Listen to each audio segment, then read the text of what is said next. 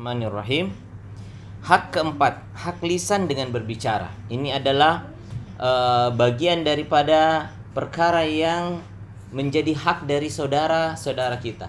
yakni hak lisan untuk teman kita, untuk sahabat kita. Ada hak lisan dengan berbicara kepada mereka, tidak mendiamkannya. Ketika dia bahagia, kita juga merasakan bahagia. Itulah teman. Teman itu ketika kita bahagia, dia ikut bahagia. Ketika kita sedih, dia ikut sedih. Ketika kita gembira, dia ikut gembira. Begitulah seorang teman. Begitulah seorang sahabat. Ya, begitulah seorang sahabat di mana mereka bahagia dengan kebahagiaan kita, gembira dengan kegembiraan kita, senang dengan kesenangan kita. Bahkan ketika kita bergembira, cukup bagi dia melihat kita gembira, dia sudah gembira. Dan tidak menuntut apa-apa dari kita, dari kegembiraan kita. Ketika kita bersedih, dia hadir. Dan sahabat sejati itu tidak mengatakan kepada temannya, kamu ini kok datang kalau sedih aja, ya. Pas lagi gembira, hilang, ya.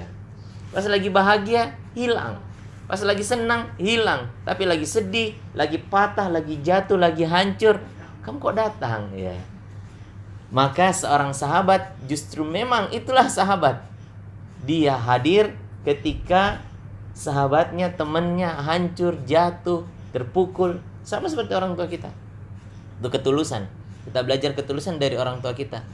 Seberapa jauh anaknya pergi dan seberapa luas pergaulannya di sana, ketika dia hancur, dia jatuh, dia rapuh, maka dia selalu ingin dekat dengan orang tuanya, memeluk orang tuanya, memeluk ibunya, dekat berlindung kepada ayahnya dan seterusnya.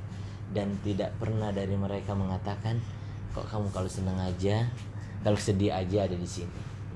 Kok kamu kalau patah aja ada di sini. Kalau bahagia kamu lupa dengan ibu. Begitu ketulusan, itu ketulusan. Persahabatan itu ada ketulusan di dalamnya. Pertemanan itu ada ketulusan dalamnya. Begini agama kita mengajarkan kepada kita tentang persahabatan, tentang pertemanan. Di antaranya adalah pembicaraan.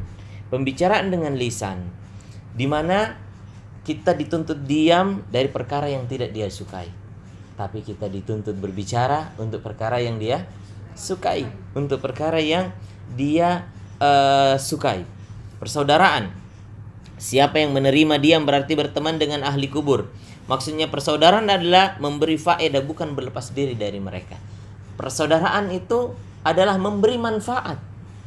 Persahabatan itu memberi manfaat. Bukanlah persahabatan itu kalau cuma hanya mengambil manfaat.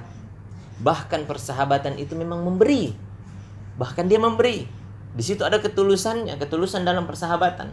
Dia memberi. Bahkan ketika tadi sahabatnya tidak memberi apa-apa kepada dia, dia tetap memberi. Dia tetap memberi. Itu ketulusan. Ketulusan dalam pertemanan.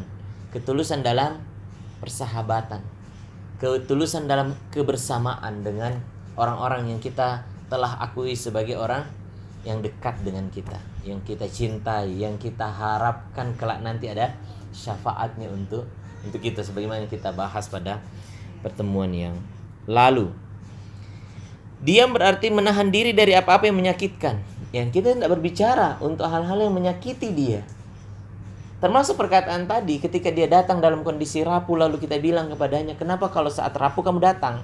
Kenapa kalau saat jatuh kamu datang? Kenapa kalau saat kamu patah kamu datang? Itu menyakiti dia, itu mematahkan dia, semakin membuat dia hancur. Maka persahabatan menolak. Persahabatan yang diajarkan oleh agama kita menolak perkataan yang seperti ini untuk tidak dikeluarkan oleh seseorang ketika datang sahabatnya dalam kondisi yang seperti itu. Bahkan dia mengatakan, kalau kamu bahagia, cari kebahagiaanmu, bergembira dengan kegembiraanmu, nikmati kebahagiaanmu. Kalau kamu sakit, kamu jatuh, kamu rapuh, kamu patah, saya ada sahabatmu. Iya. Itulah yang dikatakan oleh mereka dalam persahabatan mereka, dan mereka tidak menuntut kepada sahabatnya harus ada selalu dalam senang maupun sedih, iya, maupun susah. Bahkan dia menginginkan sahabatnya, silahkan terbang saja kemana kamu mau terbang ketika kamu gembira. Berjalanlah kemana kamu berjalan ketika kamu bahagia, pergilah kemana kamu mau pergi ketika kamu senang. Tapi ketika kamu sakit, kamu jatuh, ya sini, saya ada, saya sahabatmu. Inilah ketulusan dalam memberi manfaat kepada teman, kepada sahabat. Ya.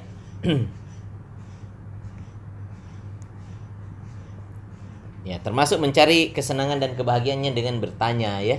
Bertanya keadaannya, bertanya kabarnya, menghindari bertanya hal-hal yang mungkin membuat dia terpojok, mungkin membuat dia bingung menjawab.